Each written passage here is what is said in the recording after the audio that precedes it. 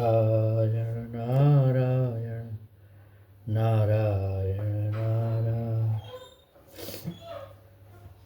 इंद्रं वर्धन्तो अप्सुरः कृण्वन्तो विश्वमार्जयम् अपघ्नन्तो अरावणः। कहते कि परम पिता परमेश्वर वेद में न केवल अपने व्यक्तिगत जीवन को अपितु परिवार, राष्ट्र और अंत में विश्व को भी आर बनाने की बात कहता है, विश्व को श्रेष्ठ बनाने की बात करता है। व्यक्तिगत रूप से मनुष्य का प्राथमिक कर्तव्य है कि वो अपने जीवन को श्रेष्ठ बनावे, समृद्ध बनावे, विद्या, धन, बल, धैर्य, क्षमा, दया, संयम, त्याग, तप, पुरुषार्थ, निष्कामता ये गुणों से अपनी उन्नत को भरे। व्यक्तिगत उन्नत करते हुए समाज का, नगर का, प्रांत का, राष्ट्र का, परिवार का कर्तव्यों के प्रति अपनी आंखें न मूंदे, क्योंकि जब तक संपूर्ण विश्व में रहने वाले मनुष्य हैं श्रेष्ठ नहीं बनेंगे, उत्तम नहीं बनेंगे, तब तक ये कार्य अच्छा नहीं हो सकता। सबकी उन्नति में अपनी उन्नति समझना चाहिए। व्यक्तिगत उन्नति जब स्थिर है तब तक, जब सबके प्रति भला का सोचा नहीं जाएगा कि सबका भला। हमारे घर में रहने वाले सदस्य कितने ही संध्या, जप, तप आदर्शों का पालन करें, ये सब क्यों न करें, जब तक हमारे आसपास गांव के लोग अज्ञानी, जिनको ज्ञान नहीं है, पाखंडी हैं, अंधविश्वासी हैं, भूखे, नंगे, रोगी, दरिद्र होंगे, तब तक हम शांति, सुखपूर्वक, निश्चिंतता का जीवन व्यतीत नहीं कर सकते। तुम्हारे पास चाहे जितना हो, अगर आपके आसपास कोई गरीब है, दुखी है, दर्द से कहर रहा है, उसका असर तुम पर भी पड़ेगा। ये एक साइंटिफिक है। ये जो जीव जंतु मरते हैं, इनकी जो आहें निकलती है, जो दर्द होता है, वो आकाश की जो परत है ओजोन की, उसमें तक उसका असर पड़ता है, ऐसा वैज्ञानिकों ने बताया है। क्यों? मार्क्स कहता है समाज जिम्मेवार है। अगर तुम बुरे हो तो इसलिए बुरे हो क्योंकि समाज बुरा है, यह कुछ फर्क न हुआ, यह वही पुरानी चाल है, नाम बदल गया। हिंदू कहते हैं विधि, भाग्य, विधाता ने ऐसा लिख दिया, तो तुम क्या करोगे? छोड़ो किसी पर, विधाता लिख गया है।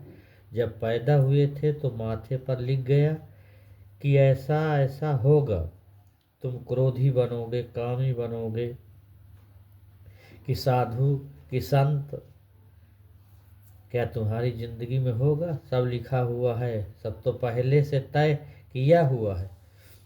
हमारे हाथ में क्या है? तो वही करवा रहा है, सो हो रहा है। फ्राइड भी कहता है इसी बात को कि बचपन में माँ बाप ने जो संस्कार डाले, तुम्हारे मन पर जो संस्कारित हो गया, उसका ही परिणाम है। लेकिन ये सब तरकीबें हैं एक बात से बचने की, कि यह मेरा स्वभाव है, यह जो भी हो रहा है मेरा स्वभाव है। इस महत् सत्य से बचने की सब तरकीबें हैं, आविष्कार है कि कैसे हम टाल दें। और मैं उसी को हिम्मतवार कहता हूँ, वही है साहसी जो जनक की भांति कह दे कि अपनी ही प्रकृति वायु से इधर उधर डोलती लहरें। इस प्रकार से मुझे कोई असहिष्णुता नहीं है, मैं इसमें कुछ फर्क नहीं करना चाहता। गुरुदेव अष्टावक्र से उन्होंने कहा, जो है, मैं राजी हूँ, मेरे राजीपन में जरा भी न नुच नहीं है, कोई नुक्ता नहीं है। इससे महाक्रांति का उदय होता है। इस सत्य को जिस दिन तुम देख पाओगे, तुम पाओगे बिना कुछ किए सब हो जाता। मुझे अंतहीन महासमुद्र में जगत रूपी लहर स्वभाव से उदय हो चाहे मिटे। सुनो, मुझे अंतहीन महासमुद्र में जगत रूपी जो लहर है स्वभाव से उदय हो चाहे मिटे, मेरी न वृद्धि है और न हानि हो, एक रस रहता है वो स्वरूप परमात्मा का। यह न कुछ खाता, न यहाँ कुछ कमाया जाता, फिर क्या फिक्र है। न तो क्रोध में कुछ खोता है, न करुणा में कुछ कमाया जाता है। बड़ी अद्भुत बात है ये सब सपनवत है। मयि अनंत महाबोधौ जगद बीची स्वभावतः। कहते स्वाभाविक रूप से उठ रही है जगत की जो लहरें हैं, हिलोरे ले रही हैं, छोटी बड़ी अनेक अनेक रूप, अच्छी बुरी, शोरगुल उपद्रव करती, शांत, सब तरह की लहरें उठती हैं। कोई शांत बह रही, कोई आवाज दे रही है। तु उदेत वास्तमाया तो नामे वृद्धिर्न न क्षति।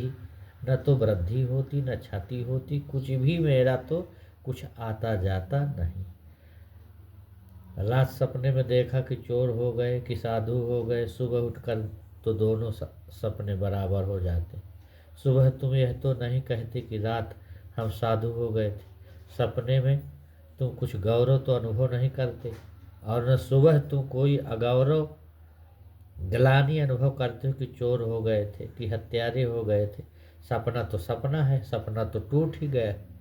जनक जी कहते हैं कि चाहे बने चाहे मिटे। आप मुझसे कहते हैं कि जगत से मुक्त हो जाओ, आप बात क्या कर रहे हैं? यह जो हो रहा है होता रहेगा, होता रहा है, होता रहे, मुझे लेना देना क्या है? न तो ऐसा करने से मुझे कुछ लाभ होता, न वैसा करने से मुझे कुछ हानि होती। यहाँ चुनाव करने को ही कुछ नहीं, यहाँ लाभ हानि सब बराबर है। हानि न लाभ कछु, यहाँ कछु है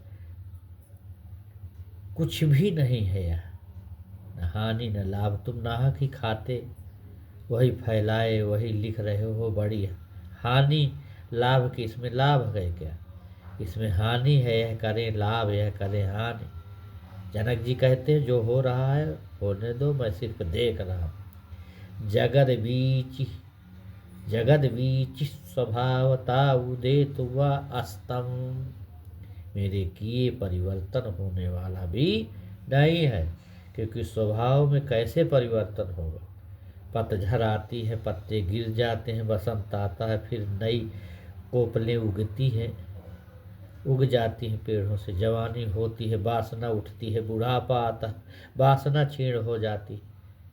मेरे किए हो भी नहीं हो रहा है, मैं करता नहीं हूँ, तो छोड़ना कैसा, भागना कैसा, त्याग करना कैसा? अष्टावक्र ने एक जाल फैलाया है परीक्षा के लिए, और उससे कहा कि तू त्याग कर, यह सब छोड़ दे। जब तुझे ज्ञान हो गया, तू कहता है कि तुझे ज्ञान हो गया, अब तू सब त्याग कर दे। नारायण नारायण, यह है कहते हैं, यह शरीर मेरा, यह धन मेरा, यह राज्य मेरा, यह सब तू छोड़ दे। जनक जी कहते हैं मेरे छोड़ने से, पढ़ने से, पकड़ने से संबंध ही कहाँ? यह मेरा है ही नहीं। जो मैं छोड़ दूं, मैंने इसे कभी पकड़ा भी नहीं। जो मैं इसे छोड़ दूं, यह अपने से हुआ है, अपने से खो जाएगा। स्वभावता उदित हुआ अस्तम। मैं न वृद्धि चाना क्षति, मैं तो इतना ही देख पा रहा हूँ कि न तो इसके होने से कुछ लाभ है और न इसके न होने से मुझे कुछ लाभ है। यह बड़ी अद्भुत बात है। यही परम संन्यास है। बैठे दुकान पर तो बैठे रहो, हो रही दुकान तो चल रही है तो चले, बंद हो जाए तो बंद हो जाए। जब दिवाला निकल गया तो प्रसन्नता से बाहर आ गए। जब तक चलती रही करोगे क्या? चलती थी तो साथ थे और नहीं चलती तो रुक गए। इस भांति जो ले ले वैसा व्यक्ति कभी अशांत हो सकता है, वैसा व्यक्ति कभी उद्विग्न हो सकता है, वैसे व्यक्ति के जीवन में कभी तनाव हो सकता है। उसकी विश्रांति आ गई। बचपन था तो बचपन के खेल थे, जवानी आई तो जवानी के खेल हैं, बुढ़ापा आया तो बुढ़ापे के खेल हैं। बच्चे खेल खिलौने से खेलते हैं, जवान व्यक्तियों से खेलने लगते हैं, बूढ़े सिद्धांतों से खेलने लगते हैं। बचपन में काम वासना का कोई पता नहीं। तुम समझाना भी चाहो बच्चे को तो समझा नहीं सकते कि काम वासना क्या है। कोई भी अभी उठी नहीं तरंग, अभी स्वभाव वासना में नहीं हुआ, अभी स्वभाव ने वासना की तरंगे उसमें आई ही नहीं।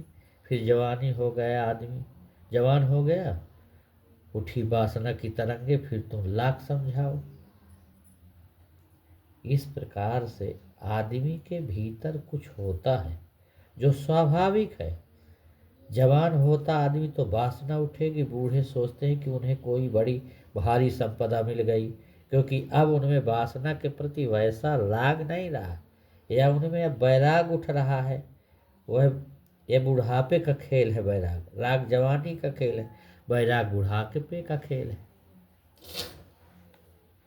जैसे राग स्वाभाविक है, एक खास उम्र में वैराग स्वाभाविक होता है। इसलिए हिंदुओं ने तो ठीक कोटि ही बांट दी कि 25 साल विद्यार्जन ब्रह्मचर्य, फिर 50 साल तक भोग गृहस्थ जीवन, फिर 75 तक वानप्रस्थ जीवन। सोचना कि अब संन्यास लेना। वानप्रस्थ यानी सोचना कि जाना जंगल जाना करना नहीं, थोड़े गए गांव के बाहर, तब फिर लौट आए, ऐसे बीच में उलझे रहना। फिर 75 के बाद संन्यास।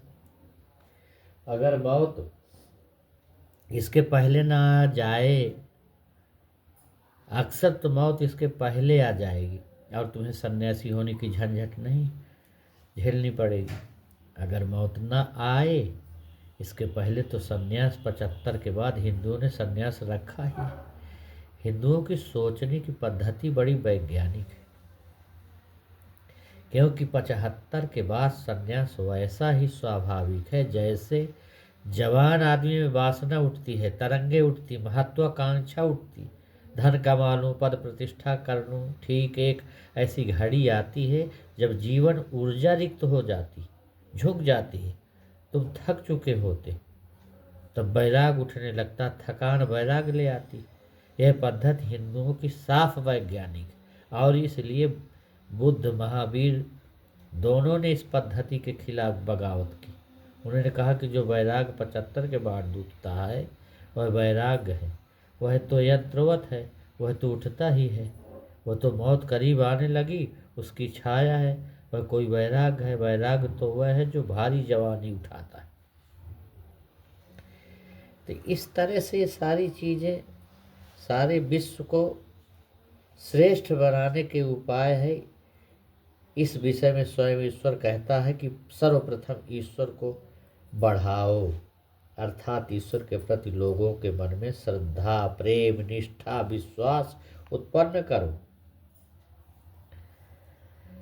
ईश्वर में अनन्य प्रेम के बिना वे उत्तम विचार, वाणी, चरित्र वाले नहीं बन पाएंगे।